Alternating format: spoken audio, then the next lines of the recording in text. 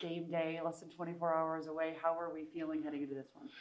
Yeah, we're excited. It's a quick turnaround for us, getting back late from TCU, but these are the games that everybody circles, on the calendar, and certainly, they have a team full of guys, and we have a team full of guys that grew up, dreaming of playing in this game, and these, quote unquote rivalry games are exciting for everybody. They're exciting for our fan base. They're exciting for their fan base. I think they're super exciting for the state of Utah. And everybody that's a part of it. And so, I know it's a little cliche-ish, but it's, I think, the truth. You throw everything out the window. Your records don't matter. Nothing matters, right? You just go out there and compete. Hopefully it's going to be a packed crowd in the Huntsman Center. The pomp and circumstance that is behind this game, the trash talking, I'm sure that's going on behind the scenes.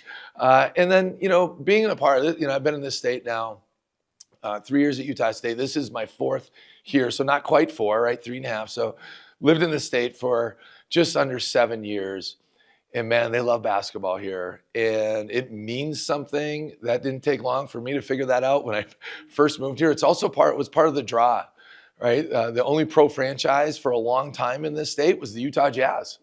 And so it means something to the people. And in the summertime, you hear about it. When you lose, you really hear about it. You don't hear about it as much when you win, but you do when you lose. But it's part of what makes sports so special. Absolutely. What extra pressure does it add now that we're in the same conference and that this could, Yeah. mean a little more?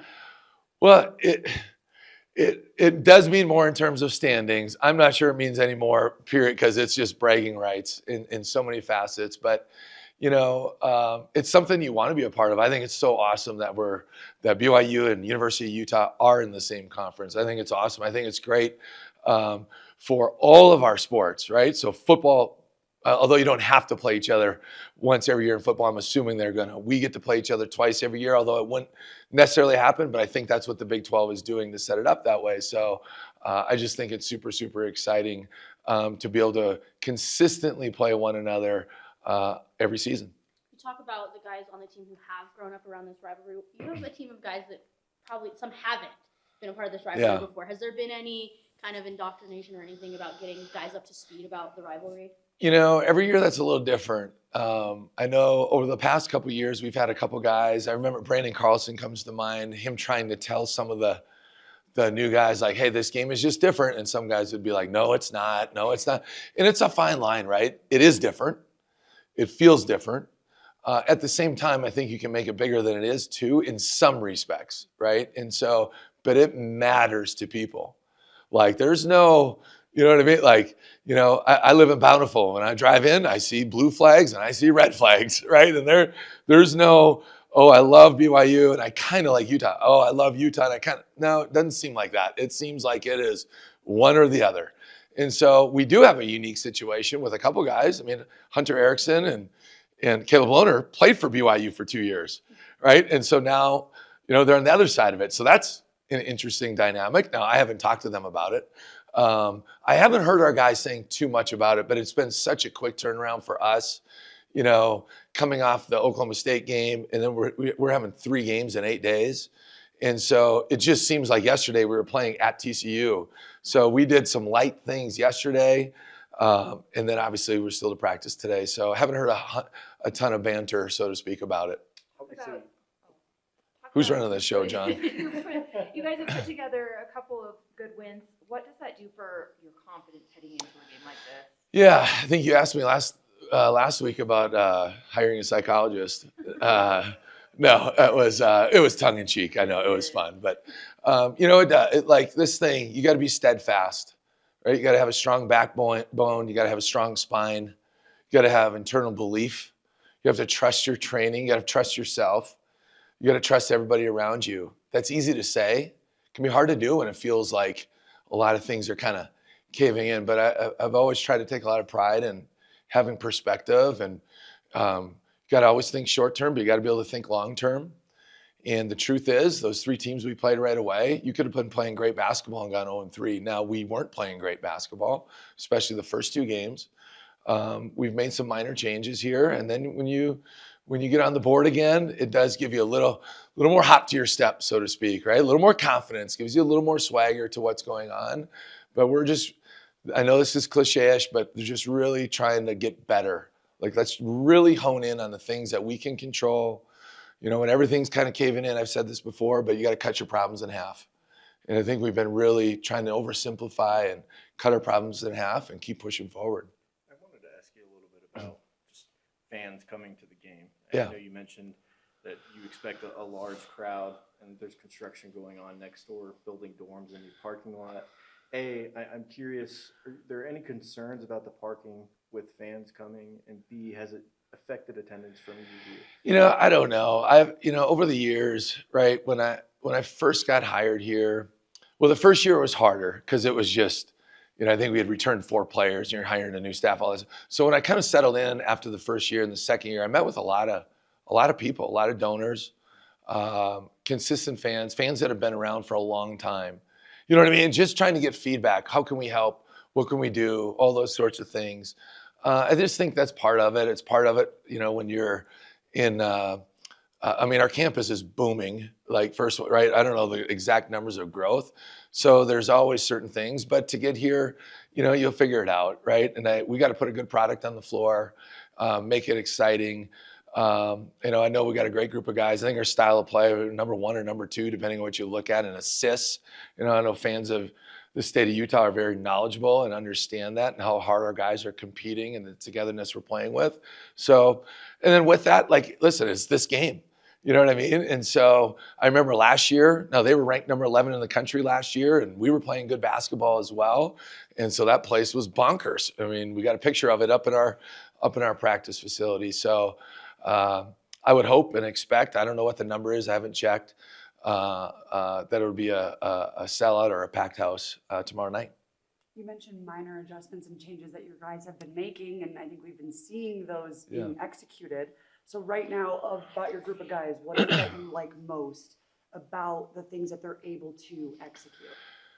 Yeah, we're playing a few different guys, and some guys more maybe than they had been, and some guys less than they had been, and then trying to identify certain things that we're doing on both ends of the floor just to simplify.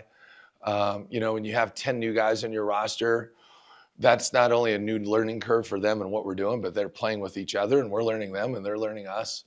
And then I think maybe the biggest thing is just experiencing firsthand Big 12 play, right? And you can talk about it until you're out of your mind. Like, you can just talk and try to lecture and all, but I think there's a certain point you got to feel it, and you have to experience it, and you got to go through it yourself.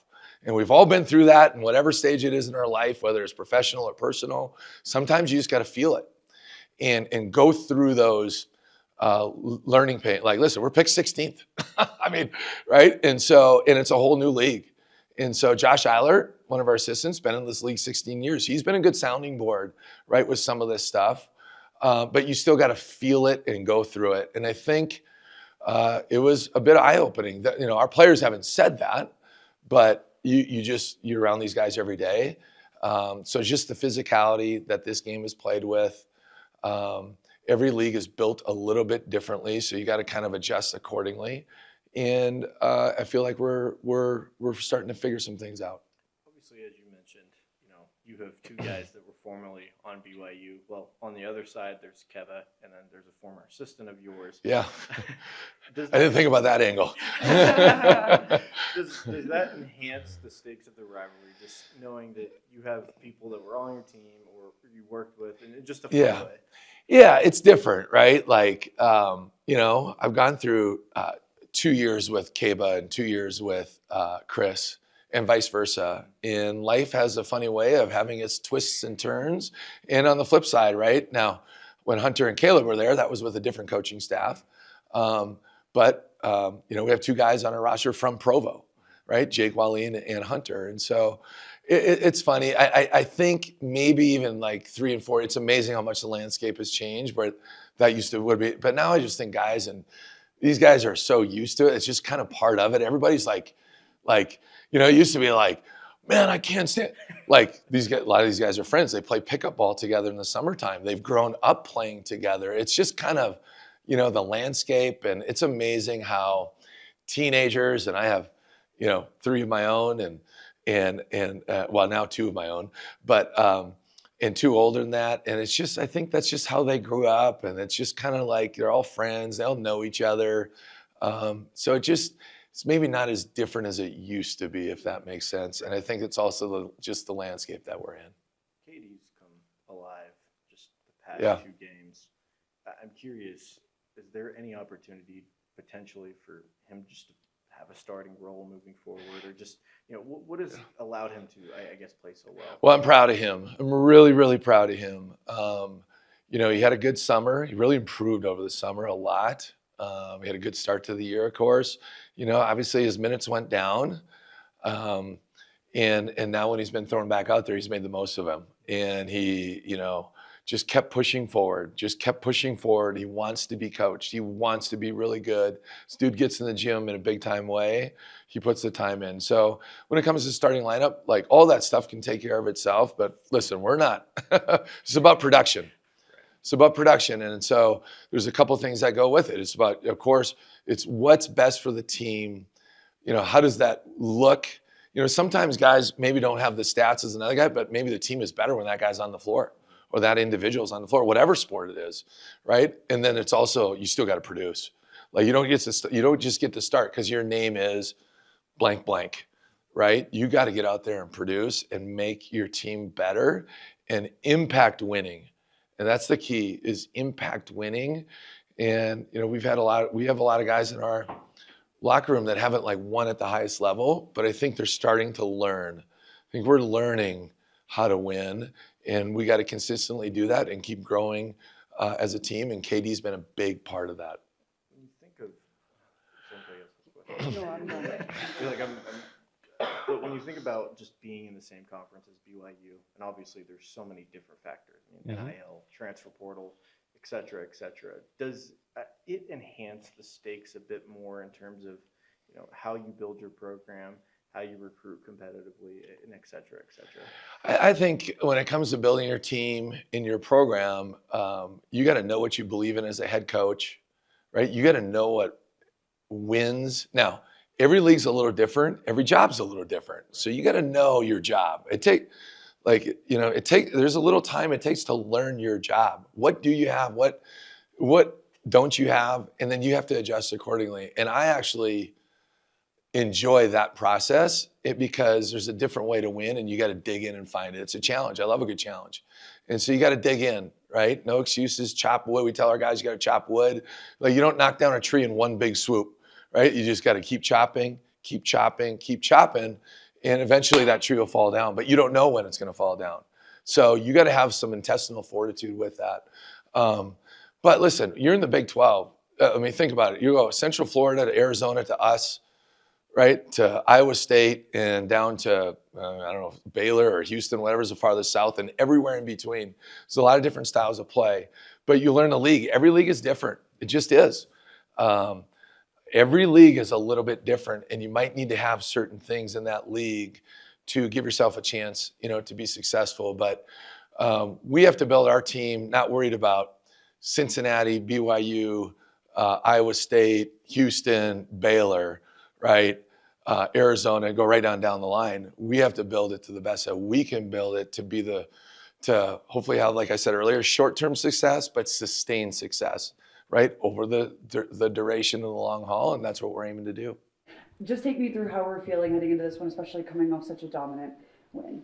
Yeah, excited. Obviously, this is always that game you look forward to. It's always a lot of energy in the building. It means a little bit more, so just looking forward to it. How about you? How you feeling? Yeah, super excited. Obviously, played there for 2 years, so it'll be fun to play them again this year and go down to their place later this year and play them. So super excited. So a little bit more fun, specifically for you, knowing that you previously played for them and now you're playing against them. Does it enhance the rivalry a bit more for you? Definitely a little bit, but it just makes it more fun. And obviously, I got a lot of connections with guys down there, and just a lot of us being from Utah and obviously the same state. So we play with each other in the summers and stuff, but it'll be super fun.